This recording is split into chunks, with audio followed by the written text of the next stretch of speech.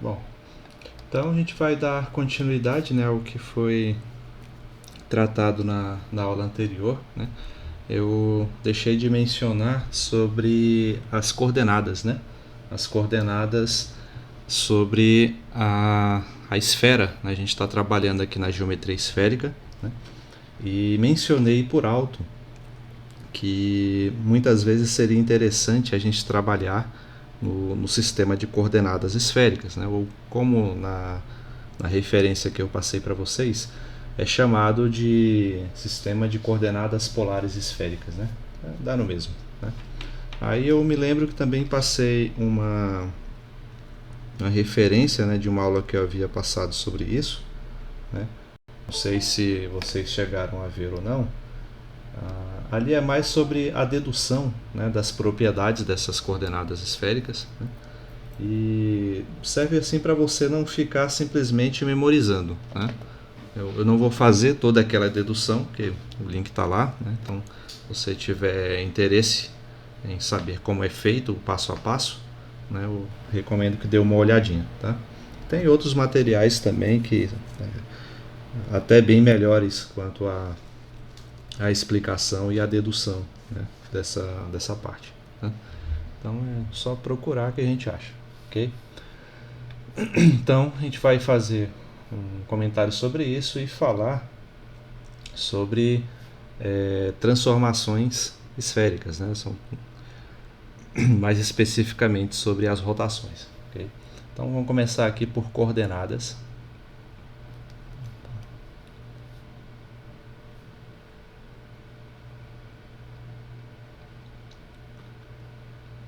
Coordenadas sobre S2.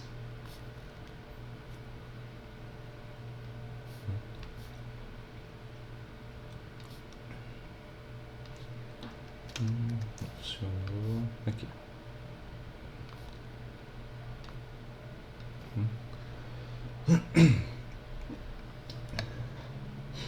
Então, como funciona, né, essas coordenadas sobre S2? Também tem algumas definições, algumas, mas todas elas são bem intuitivas, né? Então não sobrecarrega tanto a memória, né, na hora da gente assimilar esses conceitos, né? Por exemplo, a, imagina, né, quando a gente está falando aqui de esfera, então a gente está falando do sistema de coordenadas tridimensional, mas vamos imaginar esse sistema de coordenadas tridimensional de um tal jeito que a coordenada em Z ela está saindo aqui do papel, né? Então imagina como se ela estivesse projetada e indo em direção a vocês, representada aqui por esse ponto, tá? Então aqui seria a coordenada em X e aqui a coordenada em Y, né? Então por que isso, né? Porque eu quero enfatizar essas duas coordenadas e ver o que acontece aqui, né? Então é para ser o centro, né? Claro que não ficou certinho. Deixa eu ver se eu consigo acertar aqui. Ver se fica melhor. Ficou um pouquinho melhor, né? Então vamos imaginar o seguinte, ó. Vamos imaginar aqui dois pontos. O ponto A, né? Então lembre-se que aqui a gente tem o X, Y e Z, né? O Z está bem aqui e aqui também corresponde à origem do nosso sistema coordenado, né? Então vamos imaginar esse ponto A com coordenadas em X e em todas as outras ele tem coordenada 0. Então 0 e 0.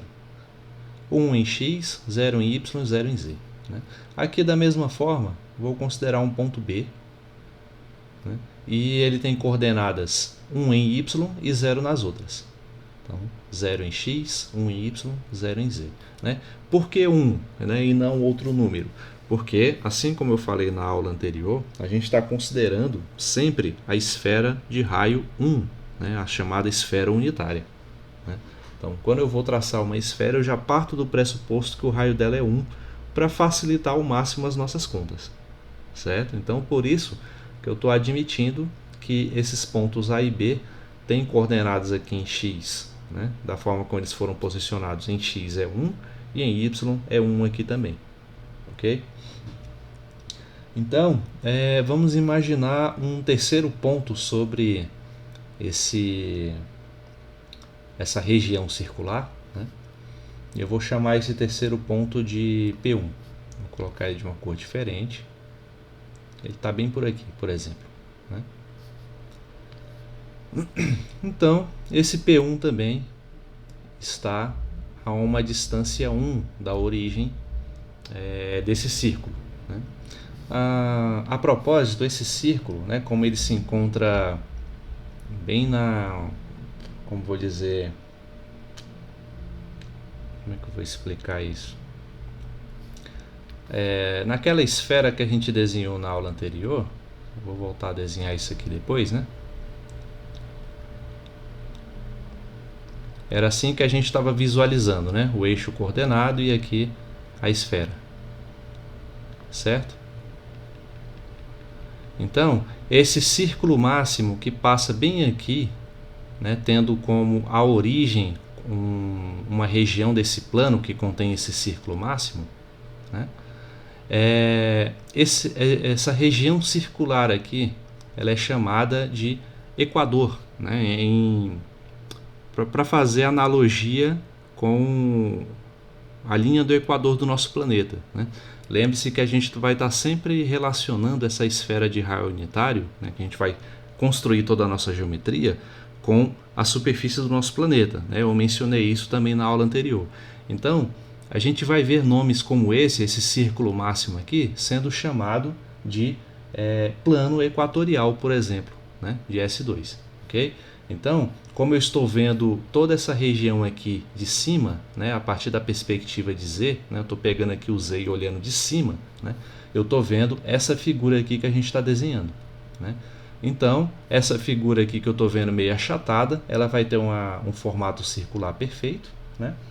E o nome dessa região circular, né, é de plano equatorial, né? Só para nomear aqui as coisas. Plano equatorial de S2, certo? Então, beleza, né?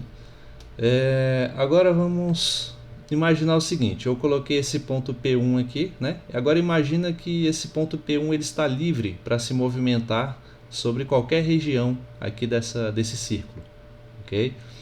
E vamos imaginar que esse ponto A aqui seja a origem desse movimento. Então esse ponto P1 ele saiu daqui, né, e foi até esse ponto onde ele está. Então ele saiu daqui e foi até aqui, né? Então ele percorreu esse ângulo aqui, ó, tá? Percorreu esse ângulo no sentido anti-horário, né? Então está representado o sentido por essa setinha, né? E esse ângulo eu vou chamar, vamos chamar aqui esse ângulo de, chamar de φ, né? A letra grega φ, é um zero cortado assim, tá?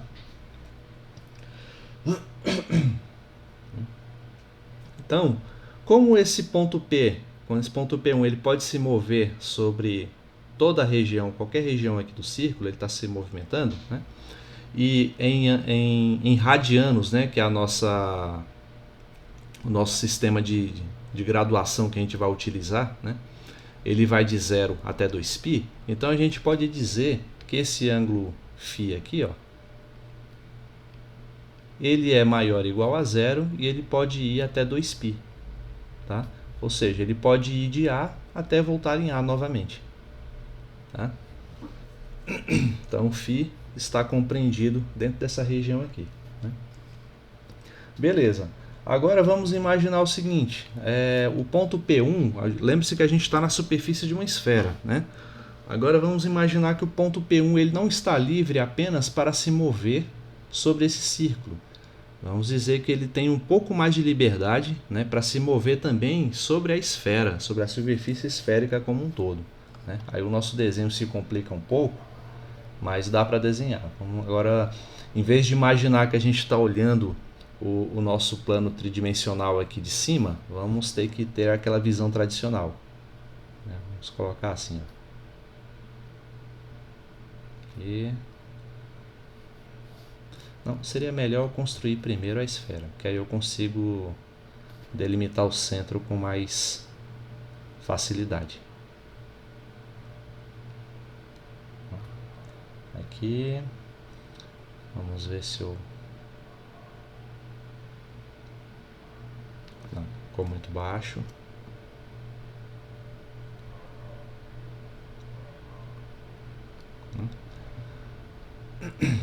Tá mais ou menos certo. Aí aqui é a parte de trás, que a gente intui que está lá, né? E aqui é mais ou menos o centro, né? Então daqui já dá pra gente construir o nosso eixo coordenado tridimensional.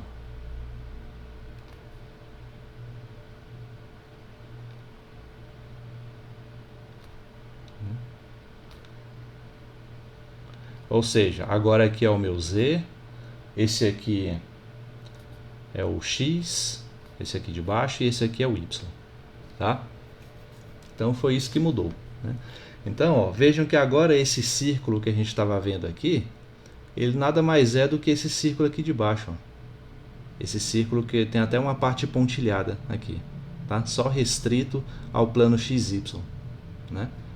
Então a gente já fez o estudo dessa região circular aqui em cima, né? Agora, então a gente pode fazer assim, ó, digamos que o P1 ele está bem aqui, né? Colocar o P1 aqui novamente, né? Onde a gente fez o estudo dele inicialmente, né? A uma certa distância da origem. Vamos ver se sai um pouco mais reto. Aqui é a origem O, né? E o sentido, né, é o sentido anti-horário, do jeito que está aqui, ó, de x para y, no sentido anti-horário, é de x para y, né? Então, o sentido é esse aqui, ó, o sentido do movimento de P1, né, na direção dessa setinha aqui, tá? Então, como eu disse, eu quero que o P1 tenha um pouco mais de liberdade de movimento, que ele se movimente ao longo da esfera. Então, imagina, por exemplo, que o P1 ele se movimente para cá, ó, que ele faça esse movimento aqui. Deixa eu tentar desenhar, né? Vou pegar aqui, é um pedaço da superfície, desse jeito, né? E o P1 se movimente para cá, né? P1, né? Ainda mantendo a mesma distância que estava inicialmente da origem, tá? A distância não mudou, continua a ser a mesma esfera unitária que a gente estava trabalhando, né? Então, agora a gente tem a gente precisa de um novo parâmetro para poder estudar esse movimento que o P1 fez aqui, né? Então, esse parâmetro ele pode ser estudado relacionando esse comprimento em azul aqui, que é o raio da esfera, né, que é o raio unitário, com esse eixo Z, né, e o ângulo por eles formado, né? Então, o ângulo por eles formado nesse sentido aqui, ó, né? Deixa eu aumentar um pouco aqui. Deixa eu ver se dá para... Aqui, né? Então, aqui, ó, nesse sentido aqui. Epa. Certo? Eu acho que vou fazer diferente. Eu vou reduzir, vou selecionar,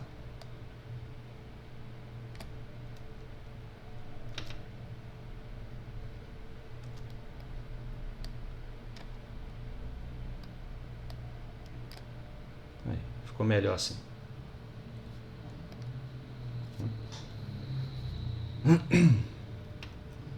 E eu vou chamar esse novo ângulo, né, esse novo parâmetro que eu estou utilizando para poder estudar o movimento de P1 sobre a esfera. Já que eu usei a letra φ, vou usar outra letra grega aqui, vou utilizar a letra θ para relacionar esse novo ângulo, né? E o θ, ele vai ter um grau de liberdade um pouco menor. Enquanto o φ era de 0 a 2π, né, o θ ele vai apenas de 0 a π.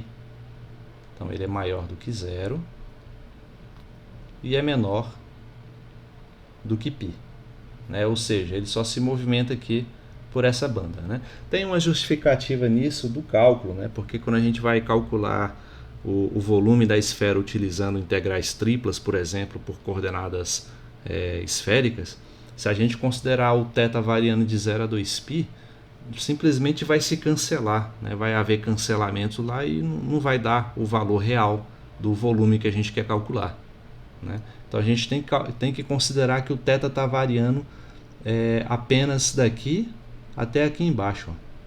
Ele está variando só daqui até aqui, certo? E não fazendo o movimento completo, senão ele meio que seria redundante em relação ao movimento que θ está fazendo, né? O θ está fazendo um movimento de 0 a 2π, tá? Então, das duas, uma.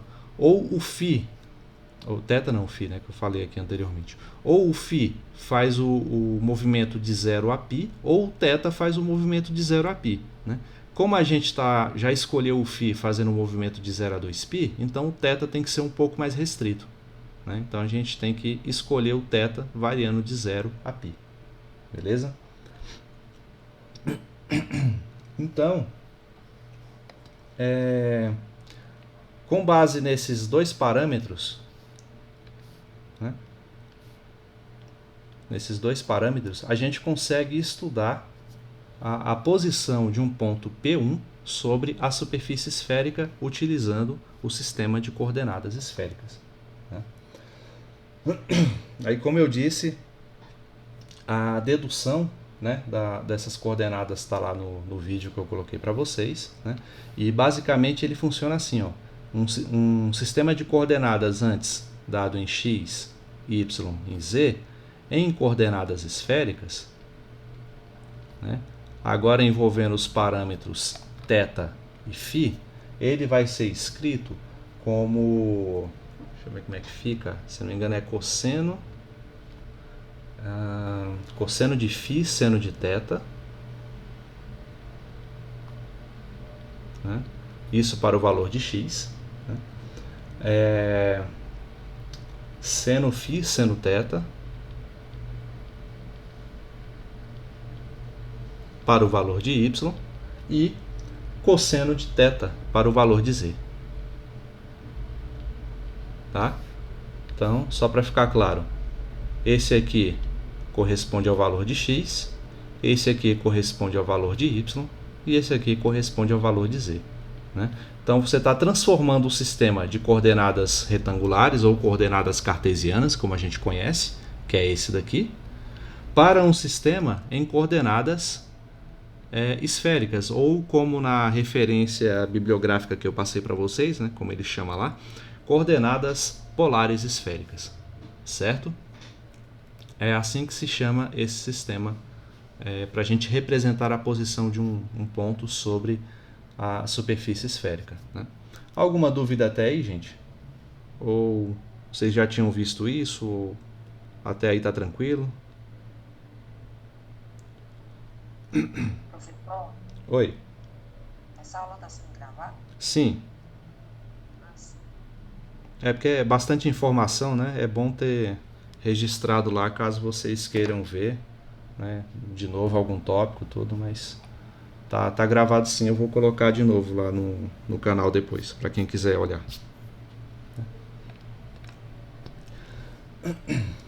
Então, deixa eu ver o que mais pode se falar a respeito. Tá, e tem mais outra coisa também, né? Esses parâmetros φ e θ aqui, eles têm um nome especial, né, que pode aparecer lá nos exercícios. Eu não lembro se eu coloquei questões sobre isso ou não, né? Mas provavelmente sim. Esse ângulo φ, por exemplo, né, ele vejam que ele está relacionado ao movimento do ponto P1, né, no plano equatorial da nossa esfera, tá? Então nessa região aqui, ó, nessa região horizontal, né, da nossa esfera, tá? Então, fazendo aí como vou dizer, a comparação, né, com o nosso planeta, né, vocês lembram que o nosso planeta ele é dividido também, né, lá nos atlas, né, que são construídos, em meridianos, né, que são latitudes e longitude, né? E aqui a gente também utiliza um sistema parecido também para poder representar essas divisões que são feitas em relação a esses parâmetros. Tá? Então, o ângulo θ ele é chamado de colatitude. Tá? Então, vou colocar aqui, ó, θ.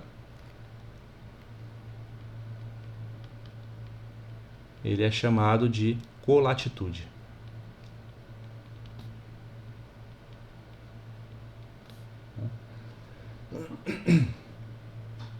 E o ângulo φ... Oh, é que eu escrevi errado. θ era para escrever embaixo.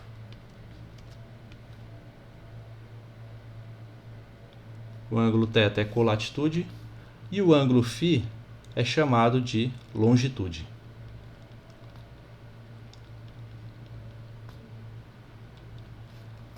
Tá? Então, se vocês verem esses nomes, né, falar para calcular a colatitude e a longitude de tal ponto, ele está pedindo o ângulo φ e o ângulo θ de um determinado ponto. Né? Como, por exemplo, vou fazer um exemplo aqui para ficar mais claro.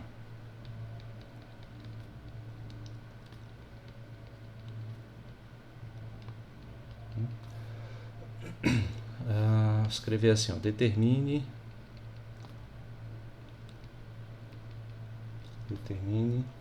a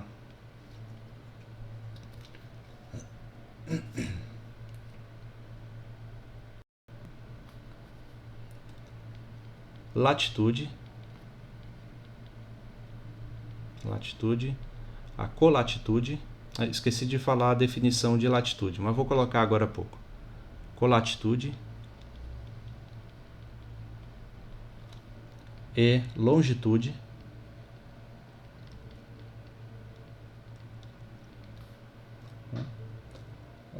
do ponto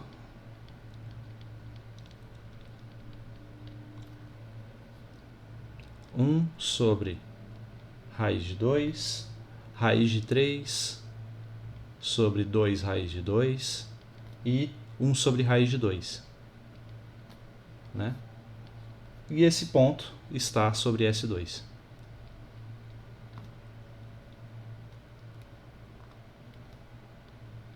Sobre a nossa superfície esférica S2.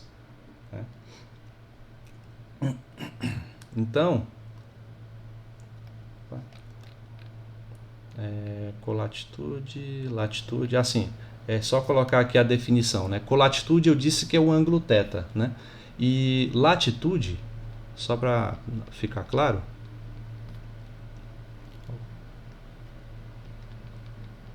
latitude nada mais é do que, como que eu posso escrever? Latitude ela é representada por θ', né? Que é dado por π sobre 2 menos θ. Ou seja, para você obter a latitude, você precisa do valor da colatitude. Ok? Então, são dois parâmetros correlacionados. Né? Então, como a gente determina a latitude, colatitude e longitude desse ponto aqui sobre a superfície esférica? Né? Aí é simples, a gente tem as coordenadas do ponto, né, em relação a x, y e z, né? Porém, a informação que o problema pede para a gente calcular nada mais é do que calcular esses parâmetros φ e θ. Né? Então a gente precisa fazer uso desse sistema de coordenadas esféricas.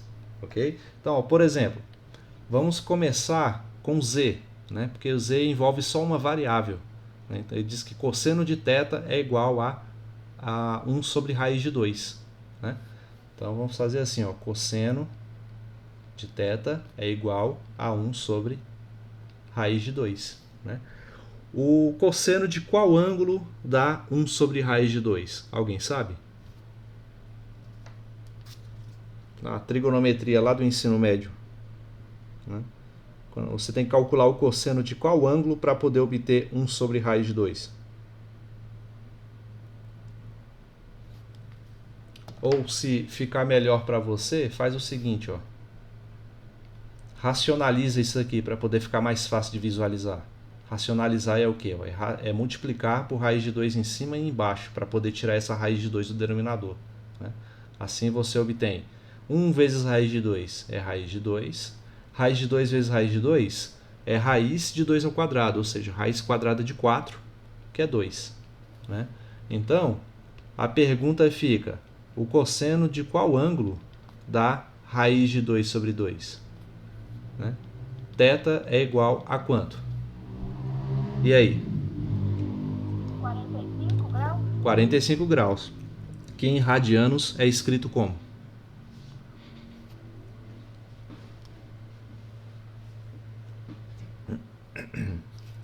Aí basta você lembrar, ó. Faz assim. Deixa eu ver uma maneira simples de explicar. 180 graus equivale a π radianos, certo? Então, 45 graus equivale a quantos radianos? Né? Aí você faz a regra de 3. Então fica 180x igual a 45π. Então x é igual a 45π dividido por 180. E agora tenta simplificar isso aí ao máximo, né? Então, ó, aí você vai dividindo. De sorte, o 180 ele divide por 45. Quanto dá 180 dividido por 45? 4. Dá 4, né? Então, divide por 45 em cima e embaixo, a gente obtém x igual a π dividido por 4. Então, x é igual a π sobre 4. π sobre 4 radianos. Então, coloca só π sobre 4 mesmo, que, como eu disse, né? A gente está trabalhando em radianos, então fica subentendido, certo? Então, o cálculo de θ. Θ representa o que mesmo? Latitude, colatitude ou longitude? E ó, θ, colatitude, né? Então, ó, colatitude, portanto, colatitude igual a π sobre 4 radianos, né? E a latitude? A latitude basta fazer π sobre 2 menos θ, né? Então vamos obter aqui, ó, θ'. Θ' vai ser π sobre 2 menos θ. Então, θ' é igual a π sobre 2 menos π sobre 4. Quanto fica π sobre 2 menos π sobre 4?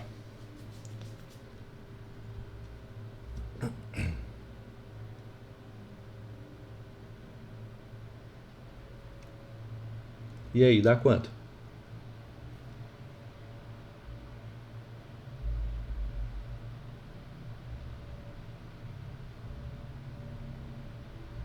Não?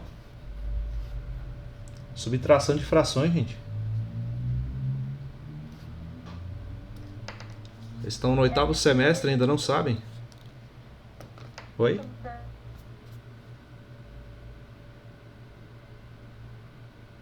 Quanto dá π sobre 2 menos π sobre 4, gente? 20 sobre 2. Π sobre 2, né?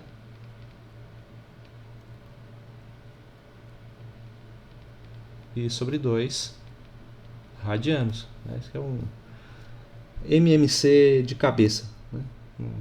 Nem precisa, você multiplica esse primeiro fator aqui por 2 em cima, 2 embaixo, iguala os denominadores. Então fica 2π menos π dá π. Então, π sobre...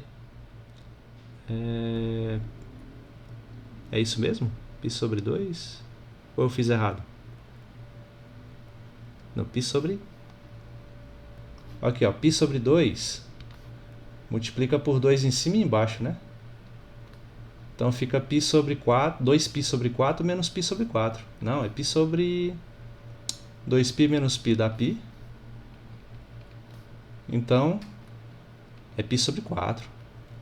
É, me induziu ao erro.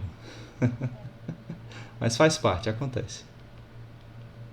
Né? Então dá π sobre 4, certo? Então, a latitude é π sobre 4. Latitude igual π sobre 4 radianos. Né? E agora só falta a longitude, né? Que é o valor do φ. Aí como que a gente vai calcular isso? Ó? A gente pode pegar aqui, por exemplo, ou o valor do x ou o valor do y, né? Para substituir. Vamos pegar aqui o valor do x. Né? Eu sei que x é cosseno de φ vezes seno de θ. Eu sei que cosseno de... Como é que é mesmo? Cosseno de φ seno de θ. Seno de θ é igual ao valor de x, né? É igual ao valor de x, que é 1 sobre 2. É igual ao valor de x. Mas x a gente sabe que é 1 sobre 2. 1 sobre raiz de 2, desculpem. Né? Aqui, ó, o valor de x é 1 sobre raiz de 2. Tá? Então a gente calcula essa igualdade. Né? E como que a gente calcula essa igualdade? A gente sabe o valor de θ. Então, substitui aqui o valor de θ. Ó, cosseno φ vezes seno de θ, né? O θ é π sobre 4, não é isso? Então, substitui aqui. Ó. É igual a 1 sobre raiz de 2. Quanto é o seno de π sobre 4? Seno de 45 graus.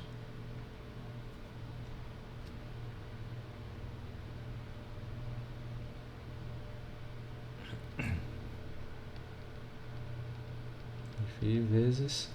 Quanto é? É um dos ângulos notáveis, né? Um dos valores lá naquelas tabelinhas que geralmente a gente aprende a memorizar no ensino fundamental e médio. Né? Seno, cosseno e tangente dos ângulos notáveis. Quanto é o seno de π sobre 4 ou seno de 45 graus? Raiz de 2 sobre 2. Raiz de 2 sobre 2. E 1 sobre raiz de 2 também não é a mesma coisa que raiz de 2 sobre 2? Então, ó, aqui é raiz de 2 sobre 2 também. Então a gente pode cancelar um com o outro. Né? Eles passam dividindo, né? Então vai dar 1 essa divisão.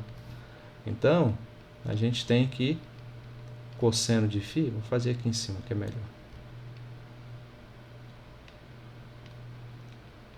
Cosseno de φ é igual a 1. Né? O cosseno de qual ângulo dá 1?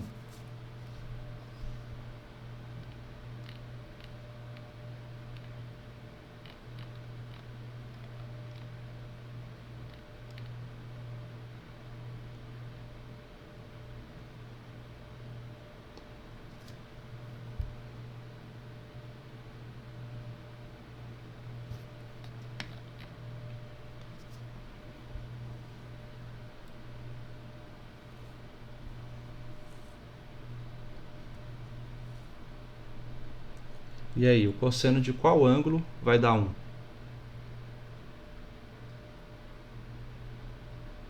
Ou é 0 ou é 2π. Né? Tem que estar lá, ou um desses dois ângulos é que dá 1. Certo? Mas aí a gente olha para o intervalo de validade, né, do φ. Ou ele é 0 ou é 2π. Né? Então, ele está aqui, ó, ou é maior ou igual a 0 ou menor que 2π. Né? Então tem que ser igual a 0. Então, portanto, φ igual a 0. Né?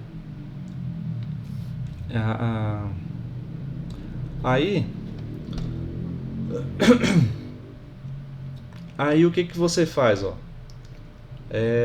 Você poderia saber se isso é verdade ou não, tentando calcular pelo valor do y também, né?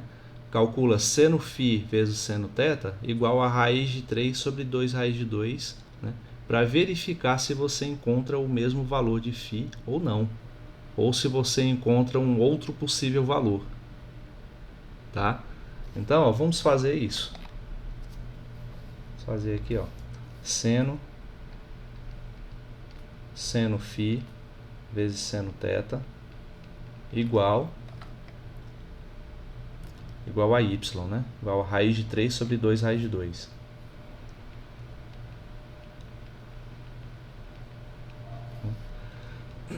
Opa, seno θ. Lembrando que o θ a gente conhece, né? O seno de θ é seno de π sobre 4. Então, seno φ vezes seno de π sobre 4 é igual a raiz de 3 sobre 2 raiz de 2. Né? Então, seno φ vezes, a gente já calculou, seno de π sobre 4 dá raiz de 2 sobre 2. Né? Lembrando que raiz de 2 sobre 2 é a mesma coisa que 1 sobre raiz de 2. A gente já fez essas transformações ali. Então a gente pode escrever essa parte aqui, ó, dessa maneira. Tá? E aqui fica raiz de 3 sobre 2 raiz de 2. Né? Por que fica mais fácil escrever desse jeito? Ó? Veja bem, desse lado eu tenho tudo multiplicando e raiz de 2 embaixo. E desse lado também, ó, só tenho tudo multiplicando com raiz de 2 multiplicando também embaixo. Eu posso cancelar essas raízes de 2 aí. Né? Afinal de contas, essa raiz de 2 que está dividindo vai passar para o outro lado multiplicando. Eu vou ter raiz de 2 em cima, raiz de 2 embaixo. Então cancela um com o outro. Tá? Então, com isso, a gente vai ter seno de φ igual a raiz de 3 sobre 2. Né? Logo, qual é o ângulo cujo seno dá raiz de 3 sobre 2?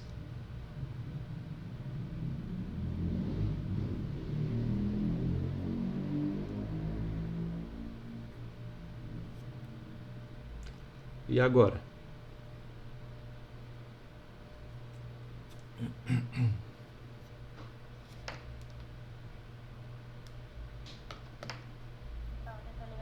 É 60 graus. 60, que em radianos fica... Aí só você dividir lá, pega o... Π sobre 3. Π sobre 3, isso mesmo. Então, φ igual a π sobre 3. E olha aí, encontramos outro valor para φ. Né? Ele pode ser 0 e pode ser π sobre 3 também. Então, e ambos os valores estão dentro desse intervalo válido. Ó. Ambos estão dentro desse intervalo aqui, ó, de 0 a 2π. Né? Então,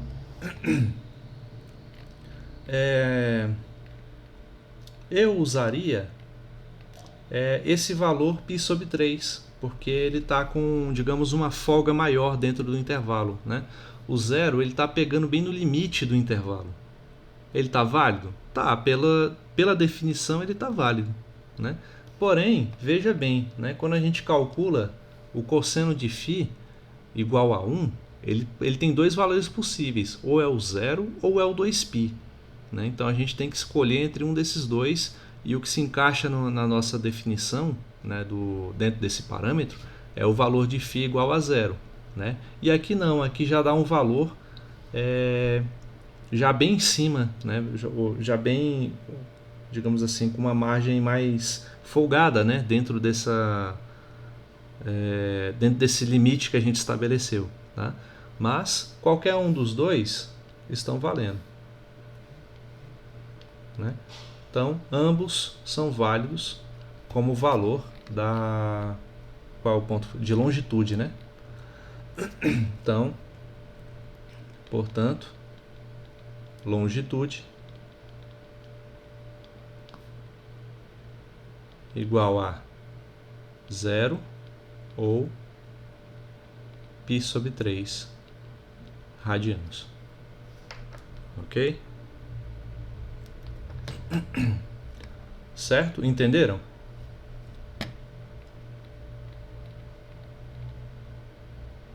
Alguma dúvida até aí?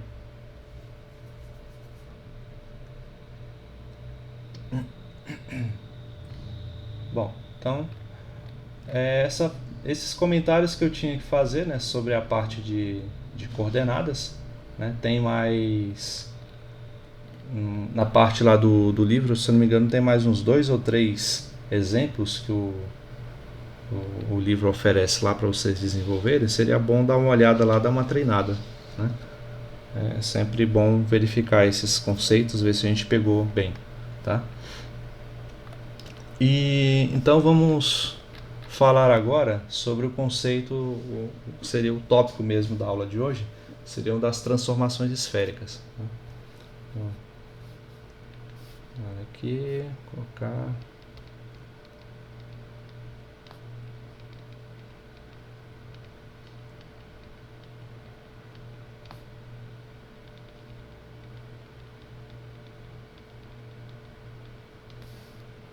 transformações esféricas.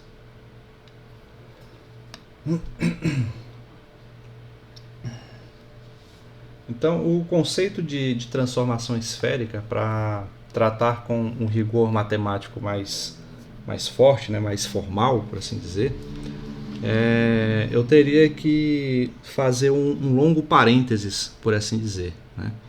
Mas, como o nosso curso ele tem uma carga horária mais estreita, né, eu resolvi trabalhar de uma maneira mais intuitiva, né, e assim não fazer essa revisão que a princípio deveria ser feita de transformações lineares, de operadores, um pouquinho de teoria de grupos, né, para a gente poder trabalhar esse conceito de uma maneira mais formal, né, mais analiticamente construtiva, né? Então, já que não dá para fazer com todo esse detalhamento, vamos pelo menos adquirir uma certa intuição desse conceito para ver o que a gente consegue fazer e pelo menos deduzir, né, as matrizes de transformação, né, que o livro não faz essas deduções, mas seria interessante a gente mostrar aqui como é que faz, tá?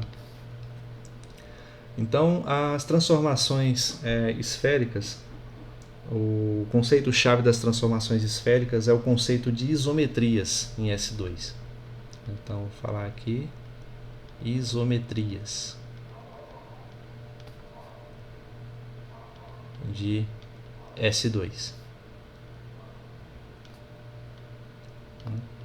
Então, isometria nada mais é do que um mapeamento que a gente consegue fazer. Mapeamento, entenda-se uma transformação, né, uma transformação linear, né, que a gente consegue fazer sobre a esfera unitária, né, da esfera unitária sobre si mesma, né, de tal forma a preservar as distâncias entre dois pontos quaisquer nessa mesma esfera, né? Então, uma ideia, só para ficar registrado, seria assim: um mapeamento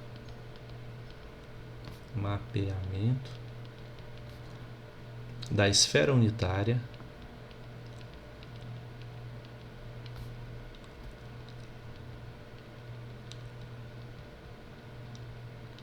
sobre si mesma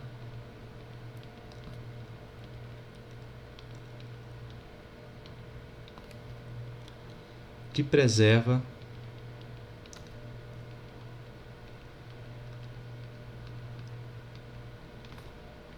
as distâncias entre dois pontos.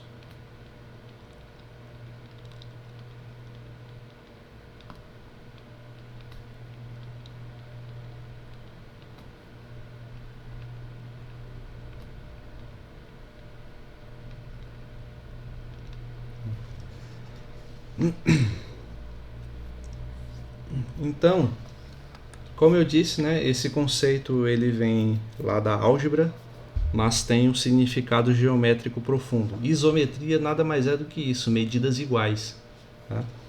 Então, uma primeira consequência que a gente vê em isometria, um dos primeiros resultados importantes, é que as isometrias da esfera S2 elas formam um grupo, né? Não vou enunciar o teorema, mas não vou demonstrar pelos motivos que eu aleguei acima, né? A gente teria que fazer um longo parênteses aí de ferramentas da álgebra, né, que tomaria tempo demais do nosso curso. Teorema. Então, as isometrias de S2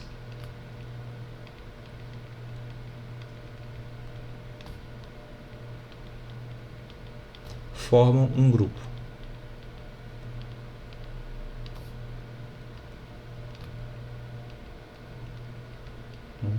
Aí, o que isso quer dizer? Significa que se a gente considerar, por exemplo, pegar aqui 3 elementos dessa isometria, chamar de x, y e z, pertencentes à isometria, eu vou representar assim, ó, ison de S2, né, que é assim que a maioria das bibliografias que tratam do assunto representam o grupo de isometria, né? Então, se pegar 3 elementos desse conjunto que eu estou chamando de isometria, esses elementos eles vão ser associativos, né?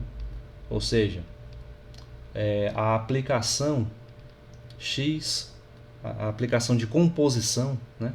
X composta y composta z, né? Composição z, é a mesma coisa que eu pegar x e fazer uma composição de y composição z, né? Ou seja, se eu fizer a composição de x e y primeiro e depois fizer a composição com z, vai dar a mesma coisa de eu fazer primeiro x e depois fazer a composição com o resultado de y composição z, né? Então isso é chamado de associatividade, né? E deixa eu ver quais são os outros conceitos mesmo. Então tem associatividade, tem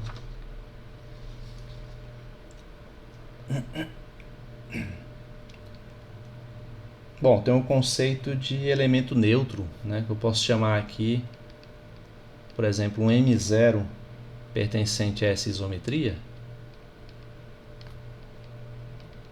né, de tal forma que essa isometria composta de x vai resultar no próprio elemento x, né? Isso é a ideia de elemento neutro, né? Então é associativo, tem elemento neutro, tem elemento inverso. Esse elemento inverso eu vou chamar de x a menos 1, né?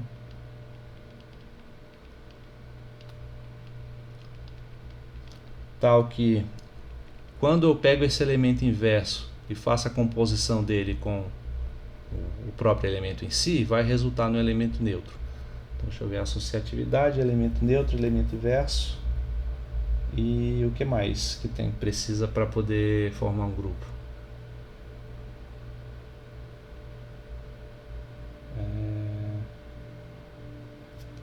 Acho que é basicamente isso. E a ideia de que a operação é fechada, né?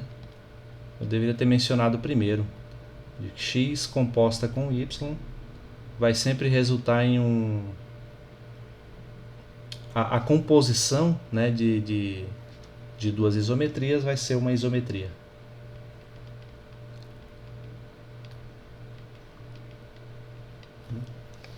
Então é basicamente isso, só para poder enunciar rapidamente, né, essa propriedade da álgebra, do conceito de isometria, né?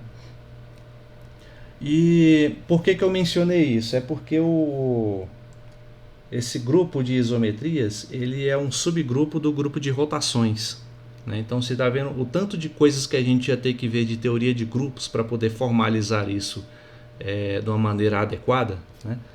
Então, só para mencionar isso, ó, tem um outro teorema, a demonstração dele é até bem bonita, mas não vamos fazer. Que existe o conceito de isometria, ele é isomorfo, na verdade, né, ao grupo de rotações que eu vou chamar de O3. Né? E só mencionei esse teorema para a gente entrar praticamente mais formalmente no conceito de rotação em si, né, que é o que mais nos interessa, porque as rotações na esfera S2 é o tipo de transformações que a gente consegue fazer na esfera de tal forma que a distância entre dois pontos são preservadas. Então você pega a esfera, você consegue fazer uma rotação nela sem alterar a distância entre qualquer dois pontos que pertençam a essa esfera. Então, por isso é relevante para a gente entender esse conceito, né, e como fazer transformações em uma esfera.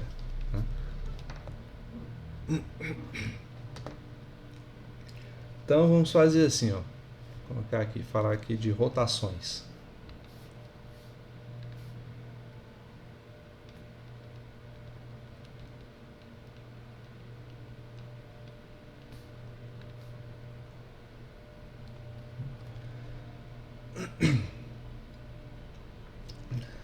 Então, vamos imaginar primeiro uma rotação em torno do eixo Z. Né? A gente vai imaginar aqui essa figura que a gente desenhou, essa daqui de início. Né? Agora vamos imaginar que esse plano XY aqui, ó, ele está rotacionando, né, de X para Y em torno do ponto Z. Né? Em torno do eixo Z, desculpem. Né? Então eu mantenho o eixo Z parado e rotaciono apenas os eixos X e Y, girando, certo? Nesse sentido, ok? Então essa é a noção que a gente vai estudar agora em diante, e depois vamos entender a rotação em torno dos outros eixos ordenados, do X e do Y também, e no que isso influencia em termos de transformações de coordenadas. Tá? Então, primeiro, vamos representar essa rotação em torno de Z da seguinte maneira. Vou colocar assim, ó, seja R a rotação em torno de Z, formando um ângulo que eu vou chamar de ângulo gama. Né? Então, como que eu vou representar essa rotação? Eu vou fazer aqui embaixo que é melhor. Em torno de Z, formando o ângulo gama. Então, vai ser uma rotação sobre a esfera S2. Né? Então, é uma rotação da esfera sobre si mesma. Né?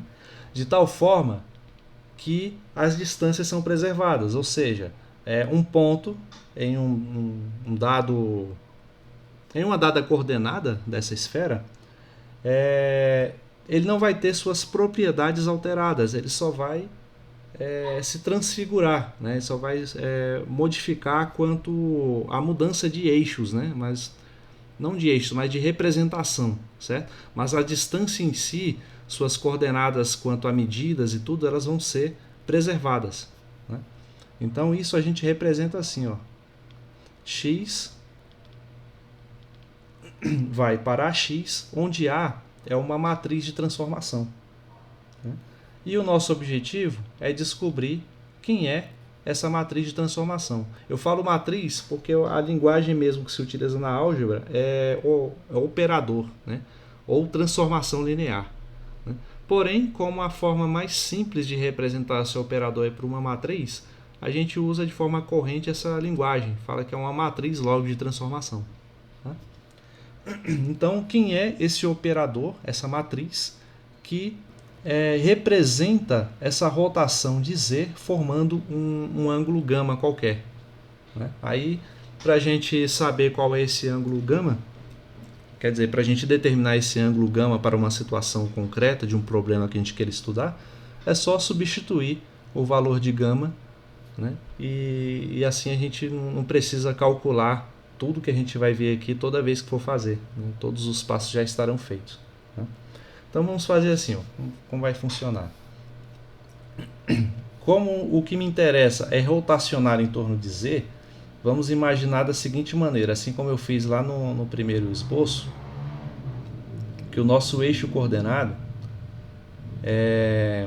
ele aparenta ser bidimensional, né? Porque o eixo Z ele está saindo aqui, ó, da nossa folha de caderno e indo em direção a vocês. né? Então aqui está o meu eixo Z, aqui está o Y e aqui está o X, certo?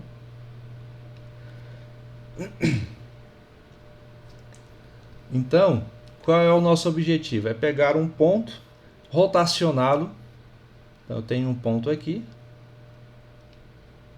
a uma certa distância do meu eixo, né? Aqui a gente vai ver que é sempre o raio unitário, né? Sempre a distância é 1.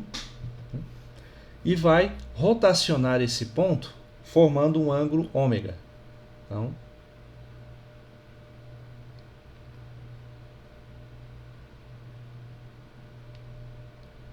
formando um ângulo ômega. Deixa eu mudar aqui. Ômega não, é gama, né? Que eu utilizei aqui. Ou seja, o nosso ponto antes estava nas coordenadas x, y e z. Agora ele vai estar nas coordenadas que eu vou chamar de x', y' e z', né? Depois dessa rotação que eu fiz sob um ângulo gama qualquer, tá? E vejam bem, eu não comecei com um ponto numa posição privilegiada. Eu poderia ter começado com esse ponto já sobre o eixo x, né? Que aí já facilitaria muito a minha vida. Facilitaria, porém eu não conseguiria obter o meu operador de transformação da forma mais geral possível, né? Por isso eu peguei esse ponto em uma região do plano que representasse essa maneira mais geral, tá? Então, já que esse ponto x, y, z não está sobre o meu eixo coordenado x, a gente pode intuir que existe um ângulo aqui, ó, entre esse raio e o eixo x, né? Vamos chamar esse ângulo aqui de outra coisa, ó. Vamos chamar ele de... Posso chamar... Chama de beta, né? Então, beta e aqui gama, né? Certo? Então, é esse sisteminha aqui que a gente vai estudar, né? A gente vai tentar entender como é que eu transformo as coordenadas x, y, z em x', y' e z', né? E como que eu faço essa transformação, né? Lá no livro de vocês, o autor ele não se preocupa em fazer a demonstração, ele já joga lá o resultado, né? Então, eu vou mostrar aqui pelo menos como funciona para x, para rotação em torno de z, né? E vocês tentem deduzir como é que funciona para rotação em torno de y e de x, que o procedimento é exatamente igual, tá? Então vamos fazer assim, ó. Lá no vídeo que eu mandei para vocês sobre coordenadas, né, que eu falei para vocês darem uma olhada, ela fala sobre coordenadas polares, coordenadas cilíndricas e esféricas, né? Mostra a dedução e tudo mais. Lá mostra inclusive o seguinte, que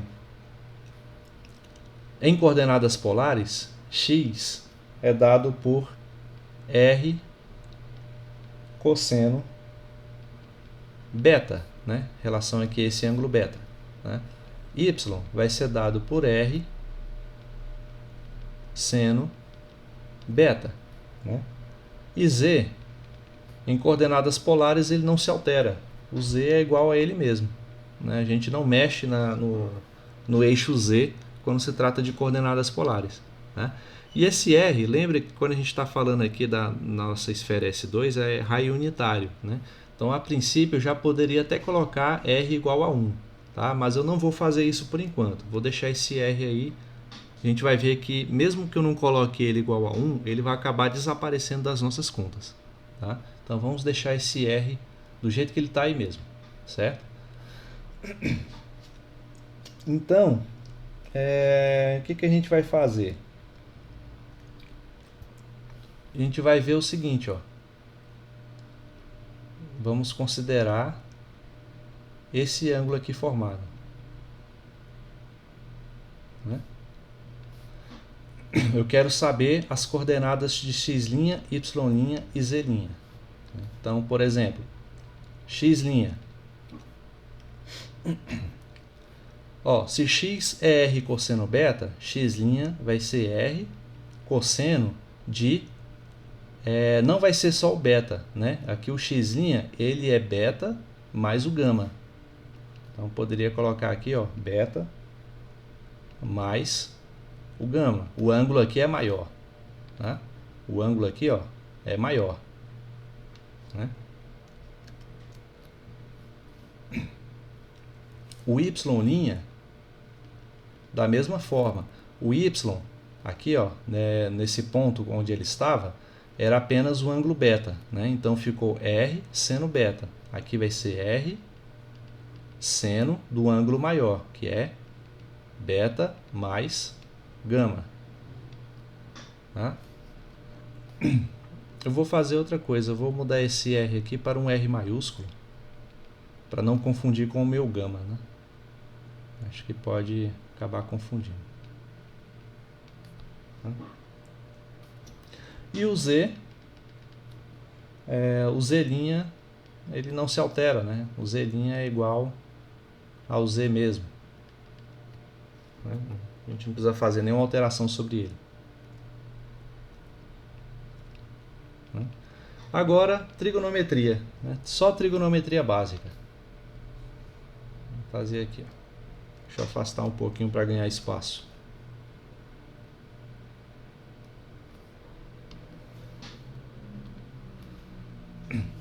Por exemplo, alguém lembra das fórmulas de soma e subtração de arcos lá da trigonometria? Como é que fica, por exemplo, o cosseno de beta mais gama? Como é que a gente abre esse cosseno aqui? Alguém lembra dessa fórmula?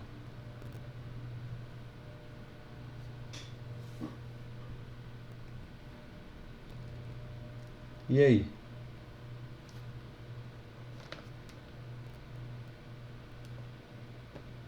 Ninguém, gente? Lá do ensino médio? Fica assim, ó.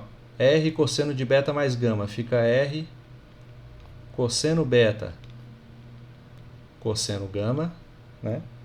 O sinal, se aqui é mais, então aqui vem menos. R seno beta, né? Seno gama.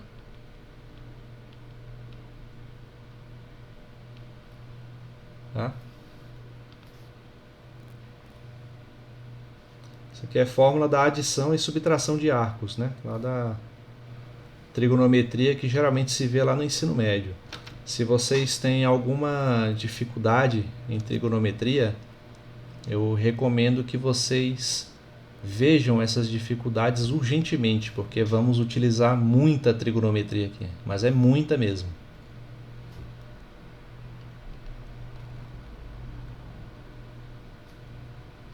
Aqui, a Z' igual a Z. Né?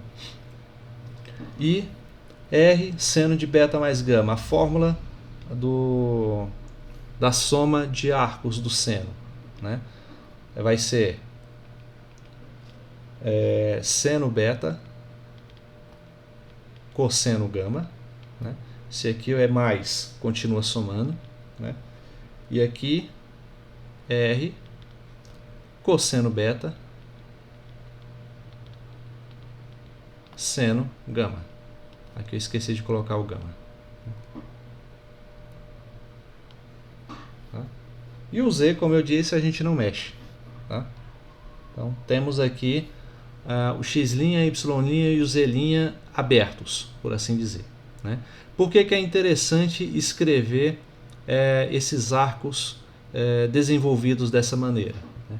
Porque a gente encontra umas analogias aqui interessantes. Por exemplo, R cosseno beta, né? Qual o valor de R cosseno beta? Está aqui em cima. Ó. R vezes cosseno beta é igual a x. Né? Então, ó, esse primeiro pedaço aqui da nossa fórmula é x. Né? R seno beta, está aqui. Ó. R seno beta vale y.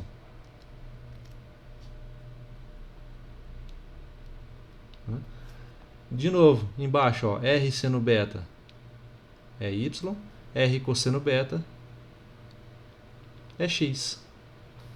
Tá? Ou seja,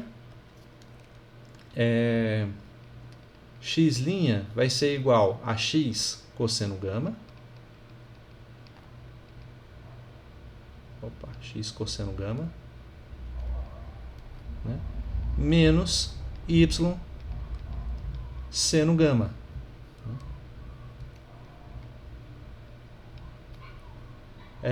Y', aqui na linha de baixo, vai ser y cosseno gama mais x seno gama, né? E z' é igual a z mesmo. Então aqui, ó, veja que a gente já tem uma maneira de relacionar x' com x', y' e z' com x, y e z. Né? Aqui a gente meio que já tem uma forma de relacionar esses dois pontos, as duas coordenadas desses pontos aqui, ó, antes e depois da rotação. Né? Aqui é antes da rotação e aqui depois da rotação. Porém, existe uma maneira da gente representar essa igualdade de uma forma que a gente consegue visualizar melhor essa forma como elas estão se relacionando. Né? É aí que entram as matrizes. Né? Por exemplo, eu posso representar isso aqui, ó, x', y', z', como uma matriz coluna.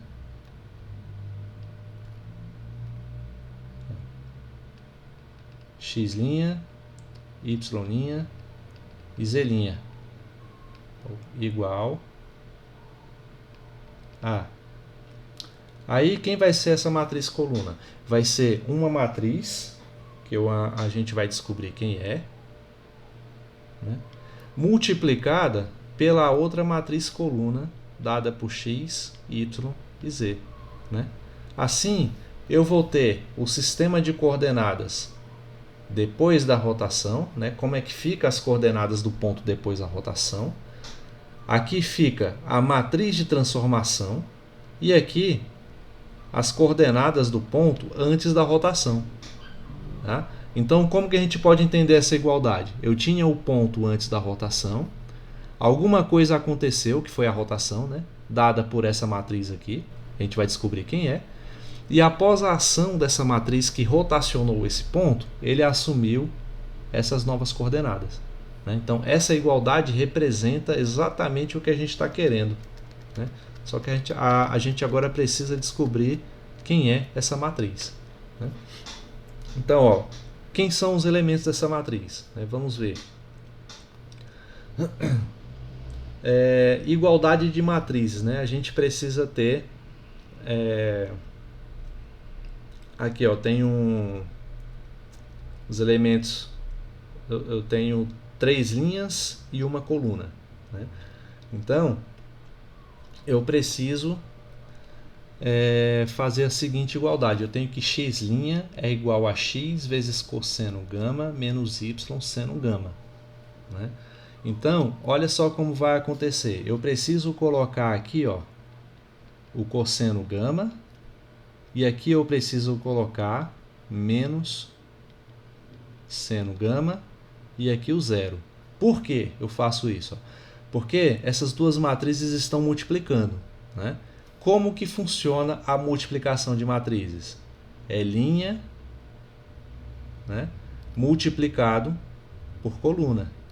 Ou seja, cosseno gama vezes x, está aqui, ó, cosseno gama vezes x, né, menos seno gama vezes y, está bem aqui, menos seno gama vezes y, e 0 vezes z. O 0 vezes z a gente está bem aqui, ó, 0 vezes z, não precisa aparecer. Tá? E tudo isso vai ser igual ao quê? Vai ser igual a x'. Certo? Então, assim a gente consegue montar os elementos dessa matriz. Seguindo essa lógica, quem fica aqui na segunda linha da matriz? Quais são os elementos da segunda linha da nossa matriz?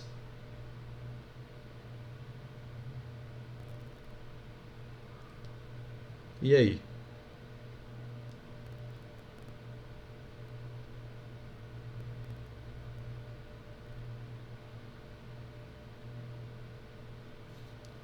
Não? Ninguém entendeu?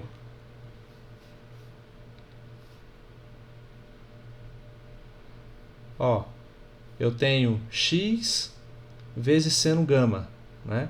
Então, o primeiro elemento aqui deve ser seno gama.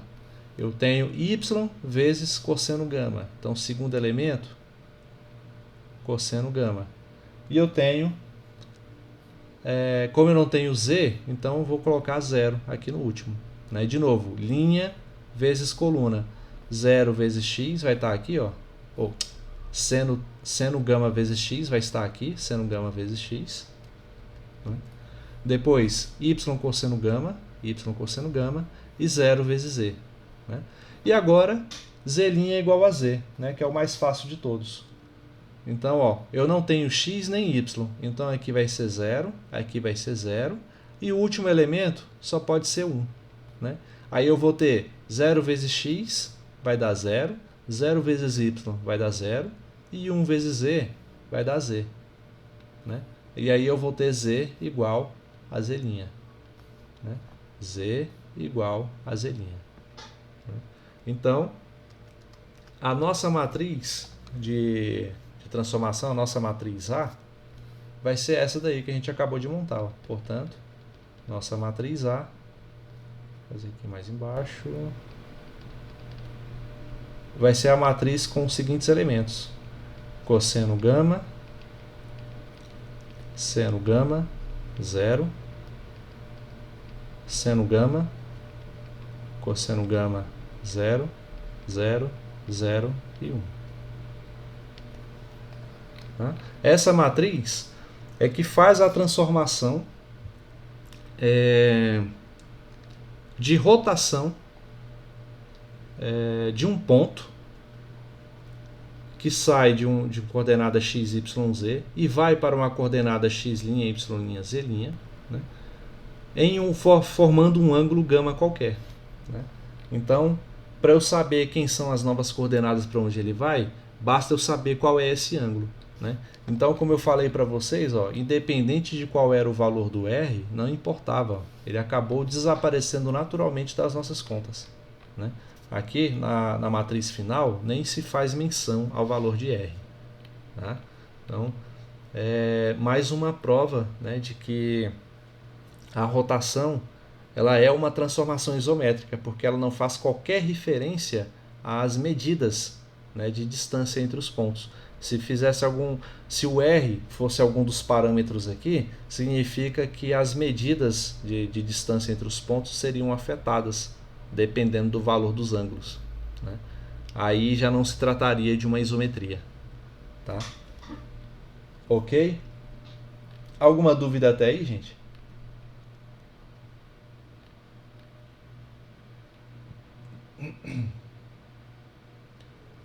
Não? Ó, vamos ver aqui um exemplo de aplicação dessa propriedade.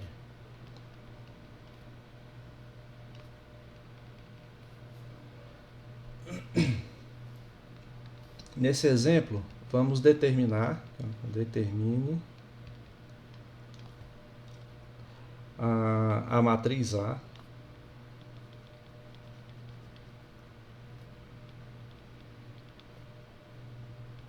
de rotação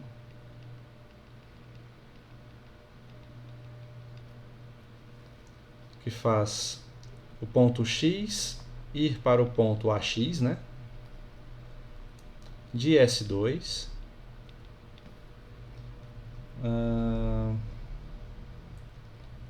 de S2, determine a matriz A de rotação XAX de S2 dos pontos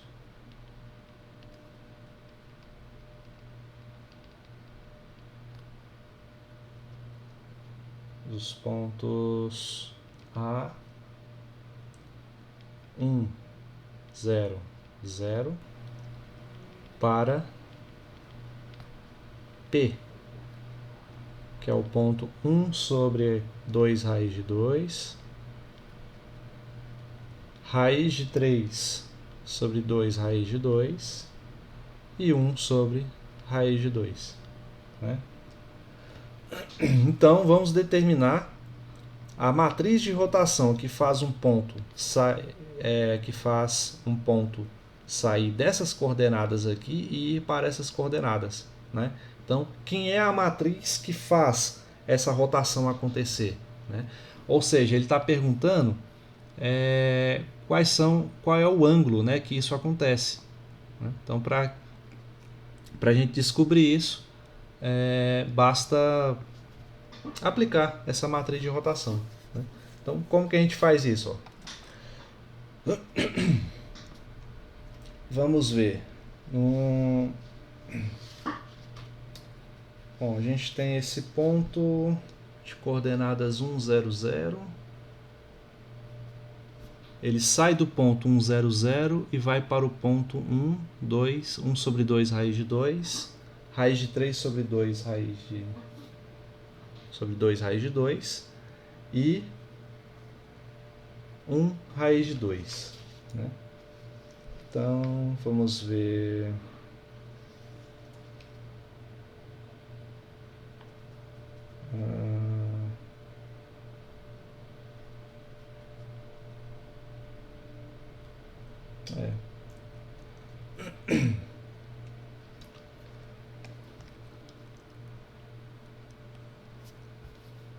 Vou fazer aqui de preto.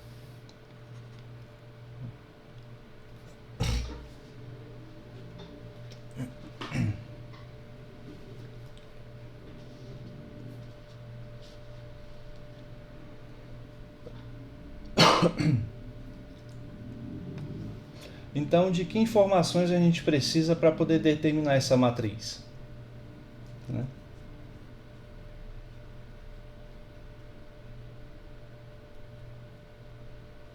Deixa eu ver se esse exemplo ele não deixa claro.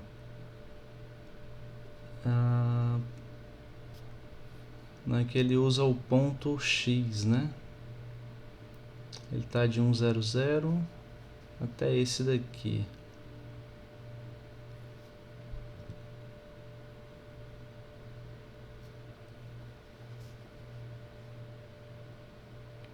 Vamos ver.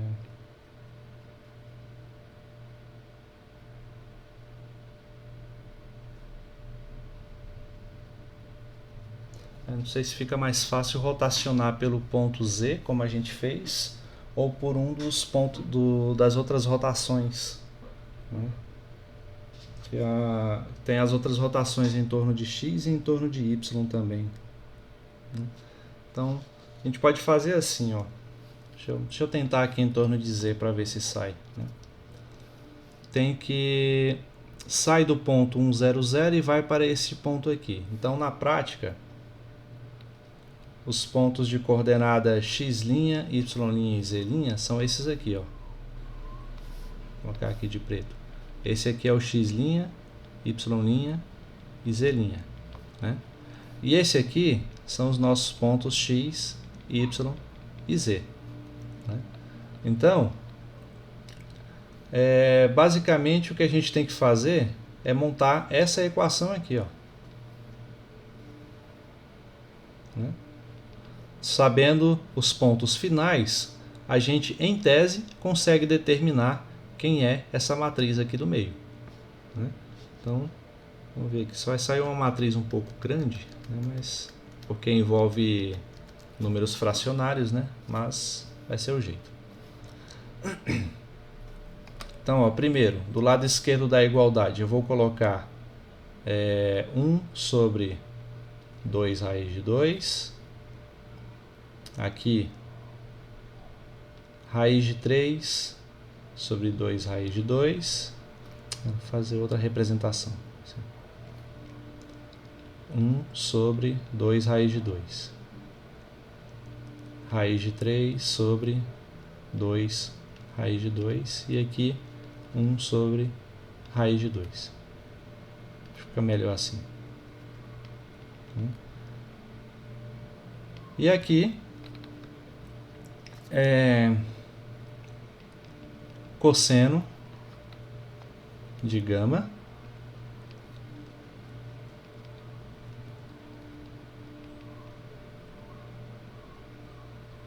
menos seno de gama e zero. Seno gama cosseno de gama de 0, 0, 0 e 1. E aqui o ponto de início, que é 1, 0 e 0.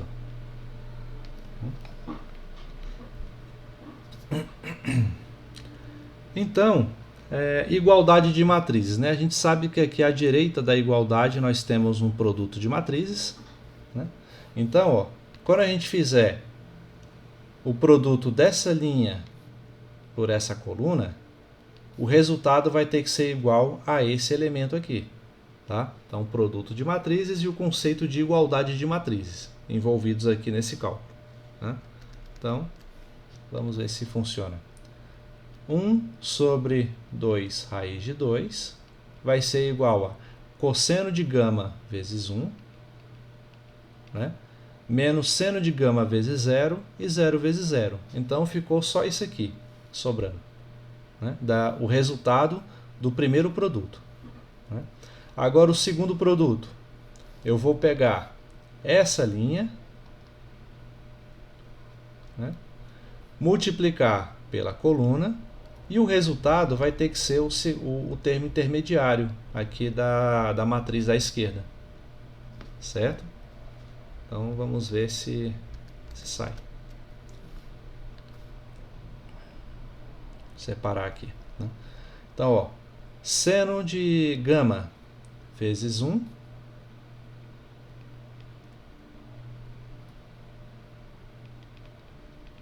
é seno de gama, né?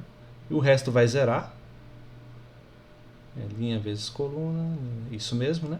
E o resultado tem que ser igual a raiz de 3 sobre 2 raiz de 2. Né? E por último, a gente tem a terceira linha multiplicado pela coluna, que vai ter que ser igual ao elemento esse elemento de baixo da matriz à esquerda. Então, fazendo essas operações, o que a gente vai ter? Isso aqui faz sentido? Deixa eu ver. Não faz sentido, né? Porque 1, 0, 0.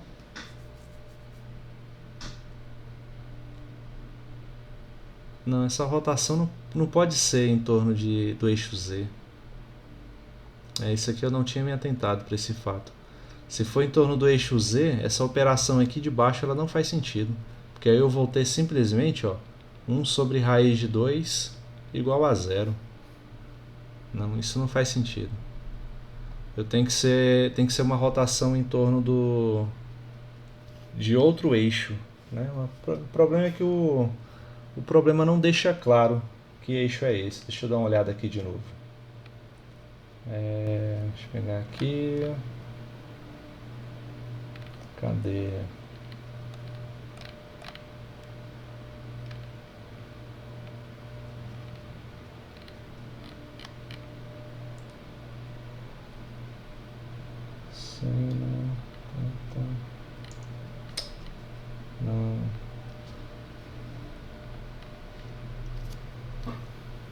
Não é em torno de Z isso aqui.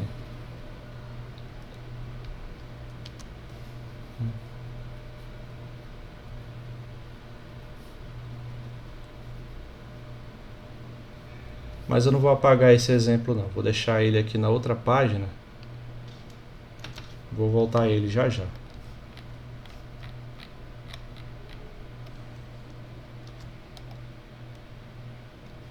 Aqui. Então, ó, essa nossa matriz aqui, ela foi a rotação em torno de Z, formando um ângulo gama, né?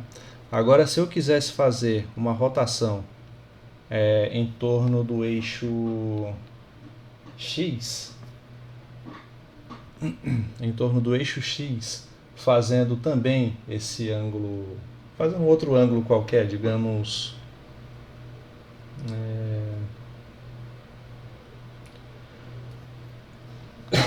deixa eu ver aqui qual o ângulo que o usa. Pode ser alfa. A matriz de rotação, no caso, ela teria esse aspecto aqui, ó.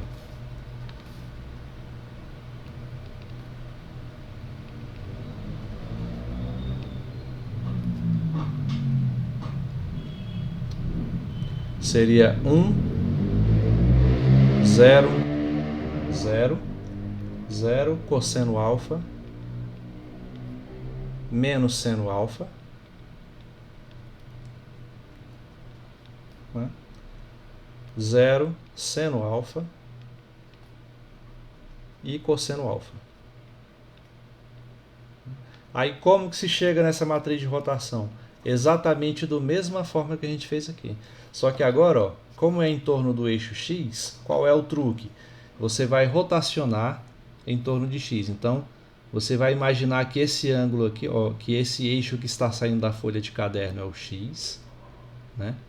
Que esse ângulo aqui é o ângulo alfa, entendeu? O desenho é exatamente o mesmo, né? E você vai fazer as mesmas considerações, né? É claro que vai ter umas pequenas mudanças estruturais, tudo, não é à toa que vai chegar a um resultado diferente, né? Mas a metodologia, né, de desenvolvimento é exatamente a mesma. Você vai chegar numa matriz semelhante a essa daqui, tá? Só não vou desenvolver o passo a passo porque, como eu disse, é mera repetição, né? Então, a matriz de transformação, quando a gente faz uma rotação em torno do eixo X, é essa daqui. Vou colocar aqui embaixo, né? E quando faz a rotação de Y em torno de um ângulo beta qualquer, a matriz de transformação tem esse aspecto aqui, ó. Cosseno beta, 0, seno beta, 0, 1, 0, seno beta, 0, cosseno beta.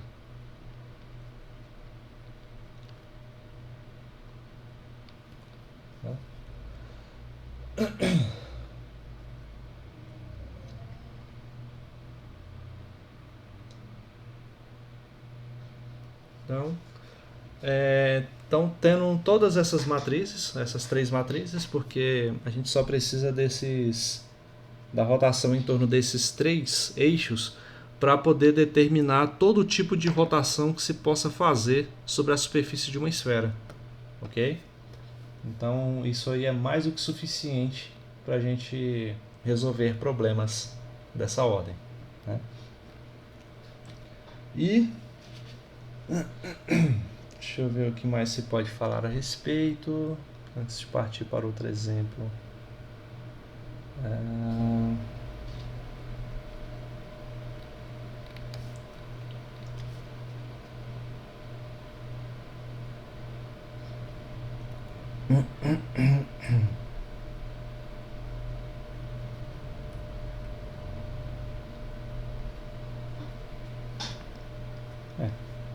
Bom, tem um outro exemplo, antes da gente tentar resolver aquele lá de novo, que ele é um pouco mais simples, mas ele utiliza uma dessas outras transformações aqui, ó.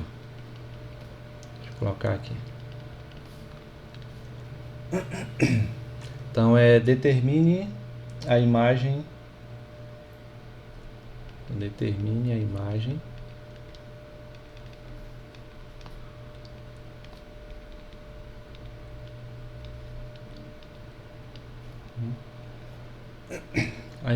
do ponto 1, 0, 0,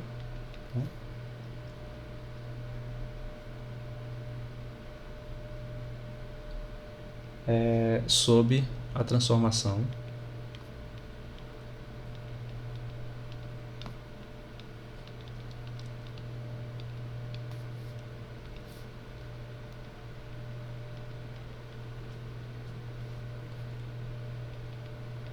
R, Y, π sobre 4. Ou seja, a transformação é o que? Uma rotação em torno do eixo Y, formando um ângulo de π sobre 4. Então essa simbologia denota isso. Então o que seria o que o problema está pedindo para a gente? Primeiro, a gente sabe fazer essa rotação porque a gente conhece a matriz de rotação, né? A matriz de rotação que a gente vai utilizar vai ser essa daqui, ó. Vai ser essa matriz, essa última, quando o valor de beta for igual a π sobre 4. Né? Então, você vai pegar essa matriz e onde tiver beta vai colocar π sobre 4. Né? Vou colocar aqui.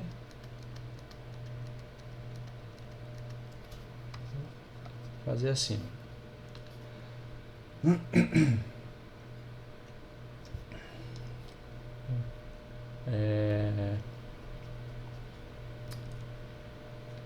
Beta igual a π sobre 4. Então, a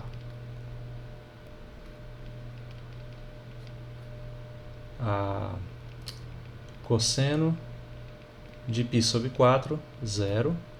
Seno de π sobre 4, 0, 1, 0.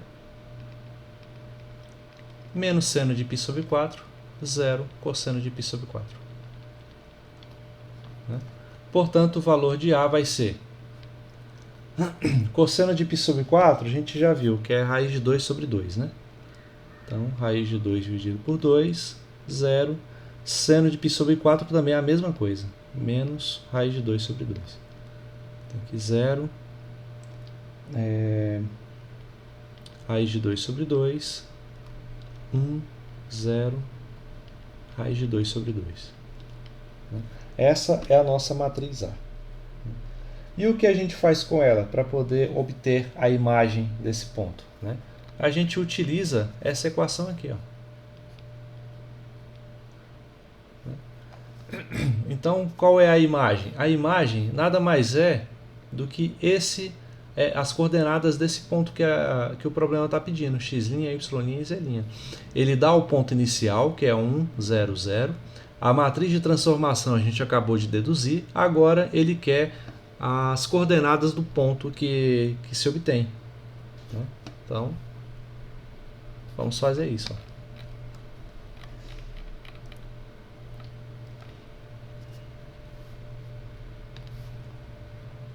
Portanto,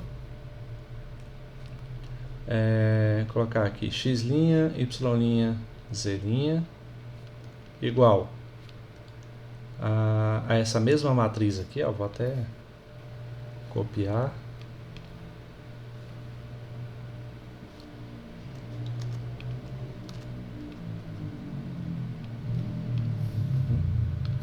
Multiplicado pelo ponto que ele oferece lá, ó, que é o ponto 1, 0, 0.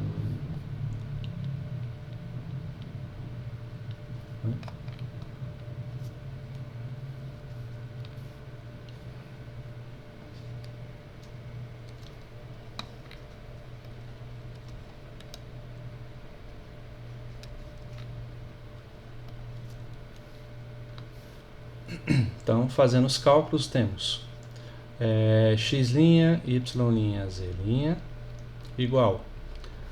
Agora é só fazer, ó, linha vezes coluna. Né? Vamos ter raiz de 2 sobre 2 multiplicado por 1. 0 vezes 0, raiz de 2 sobre 2 vezes 0. Então, vai ter apenas raiz de 2 sobre 2. Né? E agora, linha multiplicado por coluna. Então, fica 0 vezes 1 dá 0, 1 vezes 0 dá 0, 0 vezes 0 dá 0. Né? Então, toda essa coluna aqui, toda essa linha também vai zerar. Né? E, por último, fazemos novamente linha vezes coluna. Né? Aqui até esqueci do elemento central, que é o 0 aqui, né? Nessa linha de baixo.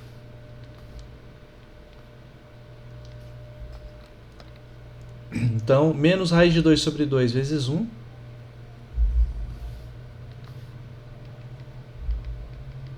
Né? E o resto vai zerar. Ó. 0 vezes 0, raiz de 2 sobre 2 vezes 0, que dá 0. Então, pronto. Essas são as coordenadas do ponto que a gente está procurando. Né? E assim termina o problema.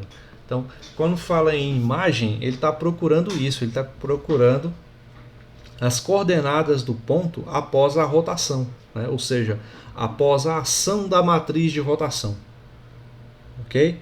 Então, aí a gente viu que as coordenadas do ponto, então, após essa rotação de π sobre 4 em torno do eixo y, o ponto que antes estava em 1, 0, 0 vai estar em raiz de 2 sobre 2, 0 e menos raiz de 2 sobre 2. Né? X', y', z'. Certo? Então é assim que a gente faz esse tipo de estudo, é assim que se interpreta esse tipo de questão. Né? Agora, voltando àquele exemplo, determinar a matriz A de rotação, né, A em AX de S2, dos pontos 1, 0, 0 para esse ponto aqui. Né? Então, o problema, pelo menos até onde eu vi aqui, ele não especifica sobre qual eixo é para fazer essa rotação. Né? A gente viu que sobre Z não funciona, né? Chega a uma inconsistência. Mas será que é para fazer por tentativa e erro? Deixa eu dar uma olhada aqui de novo no enunciado. Determine, cadê? 1 sobre 2 raiz de 2.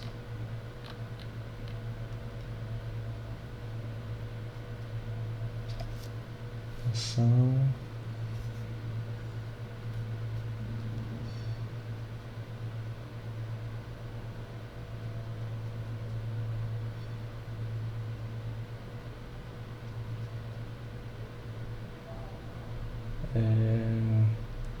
Uma maneira também seria de fazer por composição de rotações, né? Mas esse resultado eu não queria mostrar hoje não vai delongar a aula, né? Há uma maneira da gente mostrar o resultado de rotações fazendo composição, né? Você pode, por exemplo, fazer uma rotação em torno de Z em φ, né? E depois compor essa rotação com uma outra em torno de y, fazendo um ângulo, sei lá, um ângulo θ, ou um ângulo menos θ, ou algo do tipo. Né?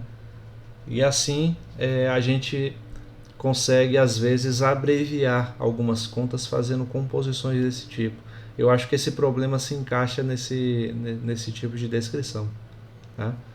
Então eu vou fazer assim, eu vou deixar esse problema para a gente abordar na próxima aula, quando eu for fechar essa parte de rotação, né? Falar aí das composições e tudo mais, e iniciar a parte de reflexões, para a gente finalizar essa parte de isometrias, né? De transformações na esfera. Ok? Aí depois disso, a gente vai ver a trigonometria esférica propriamente dita. Por isso que eu falei da importância desse conhecimento prévio de trigonometria, porque a gente vai utilizar muitas propriedades da trigonometria para poder compor esse conhecimento, né? Todo esse corpo teórico da trigonometria esférica. Certo? Alguém tem uma dúvida até agora, gente? Uma colocação? Um questionamento?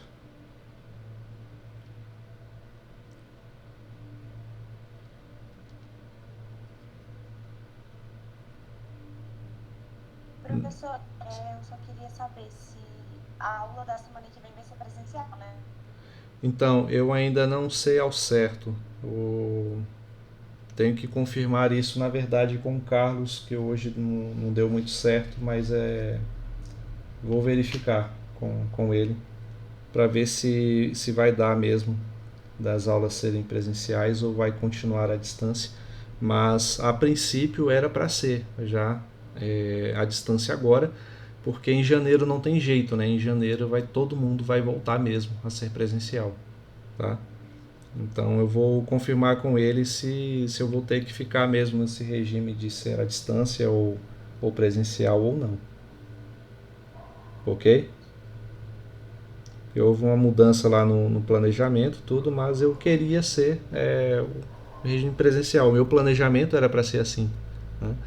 Mas independente de ser à distância ou não, ainda vai continuar naquele modelo das listas de exercício e a prova também vai ser presencial, né? Mesmo que tenha aqui um dia só para a prova em si. Certo? Então, Professor, sim. eu mandei uma mensagem para o senhor porque eu não vou poder voltar, pois eu tô grávida. Aham. E aí tem um termo da gente fala, né, que gestante não volta por ser grupo de risco. Ah, sim, não, isso aí não tem problema, você só tem que comunicar, né? Já é direito seu mesmo, não tem muito o que fazer, entendeu? Não tem problema nenhum. Você Sim, aí só. Ah, eu mandei o documento para o senhor, uhum, mandei para a secretaria, para a Arlete, para todo mundo, né, sim. os comunicados. Aí, se caso for voltar, aí eu queria ver com o senhor como que fica o meu caso. Então assim, se voltar a ser presencial, você vai ter que ver um jeito de acompanhar as aulas de outra maneira, né? Porque não tem como é, as aulas serem gravadas lá, né? Presencialmente.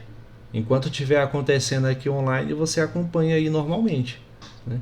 Sim, Agora, quando voltar a ser presencial, é que vai ficar complicado. A gente vai poder te mandar listas de exercícios, você pode acompanhar com material dos colegas e tudo, mas é meio que o que dá para fazer nesse sentido, né? tá.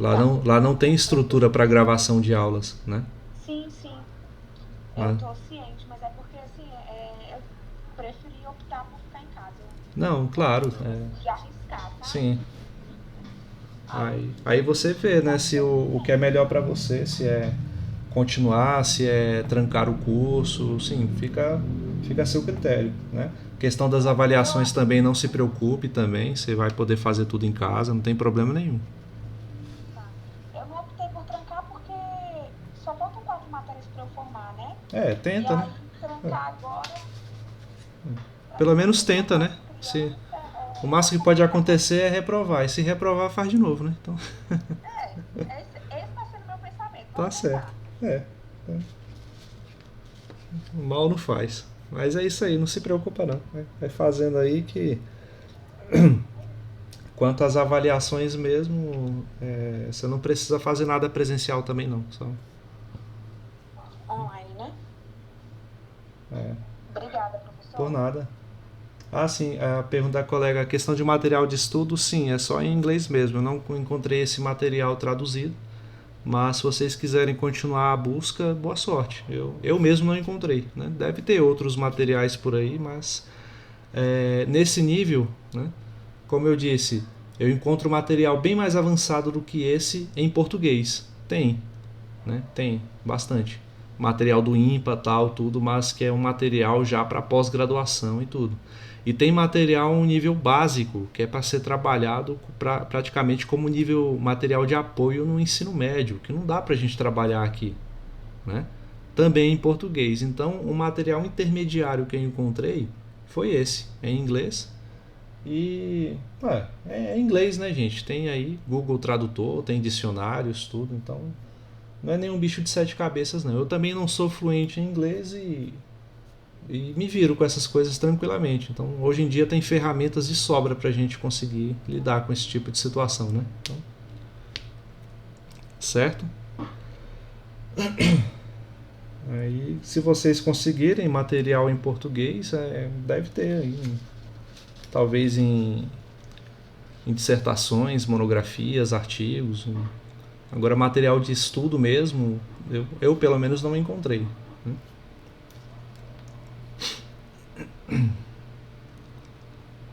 Então, certo? Então, nesse caso, quanto a se vai ficar mesmo online ou presencial, eu vou ficar de confirmar com vocês, né, para dar um posicionamento correto. Assim que o Carlos me esclarecer como é que vai ficar algumas coisas no curso. E no decorrer da semana eu dou o aviso aí, tá? Aí qualquer coisa a gente vai se encontrando por aqui mesmo, que de certa forma é até vantajoso, né? Vocês acontece a aula, vocês podem ver a qualquer momento, né? Então, enquanto estiver sendo assim, eu não vou estar fazendo o controle de chamada, por exemplo, né? Aí vocês podem ver o material de estudo a hora que vocês puderem, né? Eu não posso exigir que vocês tenham o, meios, né, em casa para estar assistindo aula síncrona, né, no horário e da forma como deveria, né. O curso é de natureza presencial, então eu não posso exigir isso de vocês. Mas vai estar lá disponível no YouTube para que, quando vocês tiverem disponibilidade ou interesse, possam acessar e fazer as atividades e tudo mais. Ok? Professor, Sim. essa atividade o senhor vai passar algumas correções assim na aula? Então, esses exemplos aqui é do mesmo estilo das atividades, né? Mas é aquela coisa, tem que tentar fazer, né? Aí, de outro jeito, ó, esses exemplos que eu resolvi são bem do estilo lá das questões. Mas é imprescindível a leitura do material e a tentativa mesmo de se pegar para fazer, né? Quem for deixar para a última hora para começar a fazer e entregar, não vai conseguir entregar dentro do prazo, né? Só um aviso prévio. Então, seria interessante que vocês fossem acompanhando aí as aulas e já tentando, com base naquilo que foi passado, tentando fazer as atividades que dá, né? Dá para fazer. Ok? Tem alguns exemplos no livro que são um pouco mais simples, mas que ilustram a ideia de alguns exercícios. Seria um bom caminho para poder começar a resolver também. Tá? E mais na frente eu pretendo fazer uma aula, né, de exercícios, mas é claro que eu não vou resolver a lista para vocês, né? Eu vou pegar questões parecidas para que a gente possa desenvolver e vocês possam aproveitar o raciocínio e aplicar algumas questões das listas também. Ok?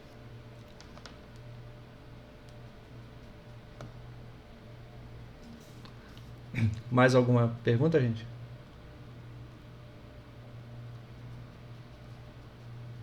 Não? Bom, então nesse caso a gente vai ficando por aqui, né? E até semana que vem, então. Boa noite a todos. Até mais. Boa noite. Boa noite.